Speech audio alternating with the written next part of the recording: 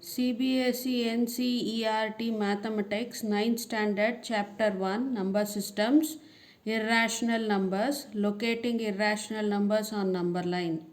ಈಗ ಎಕ್ಸಸೈಸ್ 1.2 ಅಲ್ಲಿ ಥರ್ಡ್ ಕ್ವೆಶನ್ಗೆ ಹೋಗ್ತಾ ಇದ್ದೀನಿ.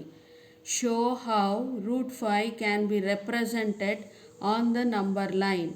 ಅದಕ್ಕೆ ನಾನು ಪೈಥಾಗರಸ್ ಥಿಯರಮ್ನ ಯೂಸ್ ಮಾಡ್ಕೋತಾ ಇದ್ದೀನಿ. Answer: by Pythagoras theorem, hypothesis square equals perpendicular square plus base square. ಯಾವಾಗ? ಒಂದು ರೈಟ್ ಆ್ಯಂಗಲ್ ಟ್ರಯಾಂಗಲಲ್ಲಿ, right angled triangle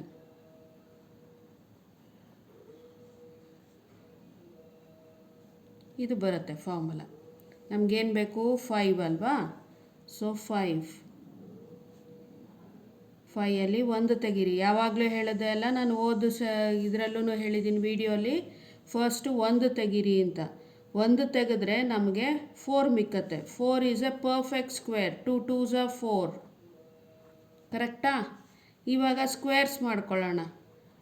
5 square equals 1 square. 1 square is 1 only, plus 2 square. ಆಯಿತಾ?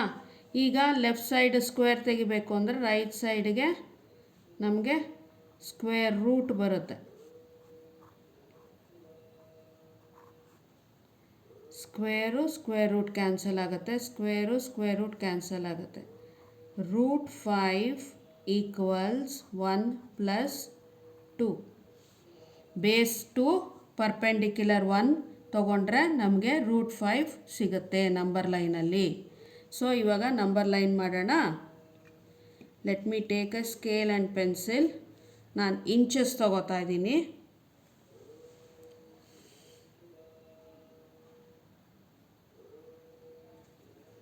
ಒಂದು ಅಂದಾಜು ಮೇಲೆ ಒಂದು ಲೈನ್ ಹಾಕೋತಾ ಇದ್ದೀನಿ.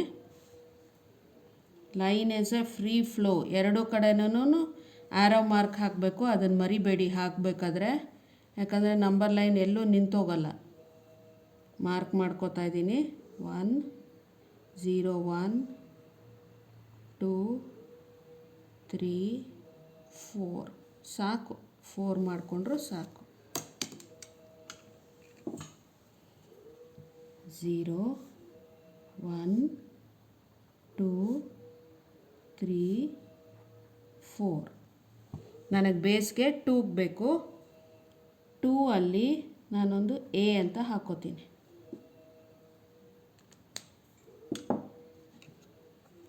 ಪ್ರೊಟ್ರಾಕ್ಟರ್ ತಗೊಂಡು 2ಗೆ ಕರೆಕ್ಟಾಗಿ 90 ಡಿಗ್ರೀಸ್ ಮಾರ್ಕ್ ಮಾಡ್ತೀನಿ.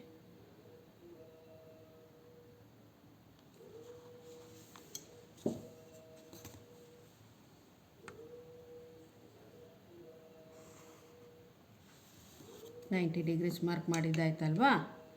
ಈಗ ನಮಗೆ ಪರ್ಪೆಂಡಿಕ್ಯುಲರ್ 1 ಬೇಕು. ಬೇಸ್ 2 ಆಯಿತು, ಪರ್ಪೆಂಡಿಕ್ಯುಲರ್ 1 ಬೇಕು. ಸೊ 0 ಹತ್ರ ಪಾಯಿಂಟರ್ ಇಟ್ಕೊಂಡು ಕಾಂಪಾಸ್ದು ಒಂದು ಬೇಕಾಗಿರೋದಲ್ವ ನಮಗೆ ಮೆಷರ್ಮೆಂಟು, 1 ಯೂನಿಟ್ ಅಷ್ಟು ತೊಗೊಂಡು ಆ 2 ಹತ್ರ ಇಟ್ಟಿರ್ತೀವಲ್ಲ ಅಲ್ಲಿ ಕಟ್ ಮಾಡ್ಕೋತೀನಿ. ನನಗೆ ಬೇಕಾಗಿರೋದು 1 ಮೆಷರ್ಮೆಂಟ್ ಮಾತ್ರ, ಅದಕ್ಕೆ ತೊಗೊಂಡೆ. ಈ ಪಾಯಿಂಟ್ಗೆ ಬಿ ಅಂತ ಹೇಳ್ತೀನಿ. ಆಯಿತಾ? ಈಗ ಓ ಮತ್ತು ಬಿ ಅಥವಾ 0 ಮತ್ತು ಬಿನ ಸೇರಿಸ್ತೀನಿ.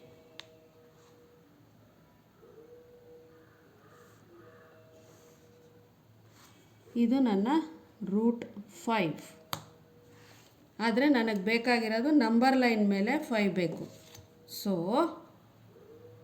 0 ಇಟ್ಕೊಂಡು ಬಿ ತನಕ ಎಳ್ಕೊತೀನಿ. ನಾನು ಪಾಯಿಂಟರನ್ನು 0 ಇಟ್ಕೊಂಡು ಬಿಯಿಂದ ಒಂದು ಆರ್ಕನ್ನು ಹಾಕೋತೀನಿ.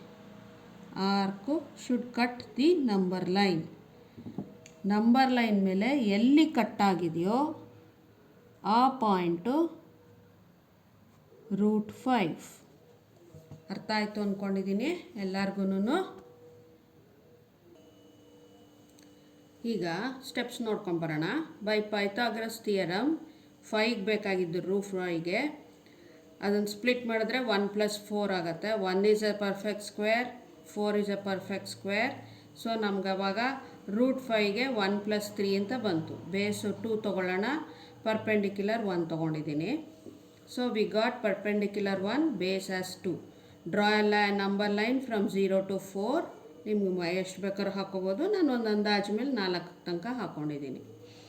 ಅಟ್ 2 ಮಾರ್ಕ್ ಎ ಅಂತ ಮಾರ್ಕ್ ಮಾಡ್ಕೊಂಡಿದ್ದೀನಿ. ಯಾಕಂದರೆ ನಂಗೆ ಬೇಸ್ ಲೈನ್ 2 ಬೇಕು. ಅಲ್ಲಿಂದ 90 ಡಿಗ್ರೀಸ್, ಅಲ್ಲಿಂದ 90 ಡಿಗ್ರೀಸ್ ತೊಗೊಂಡಿರೋದ್ರಿಂದ ಇದು 90 ಡಿಗ್ರೀಸ್ ಇದೆ.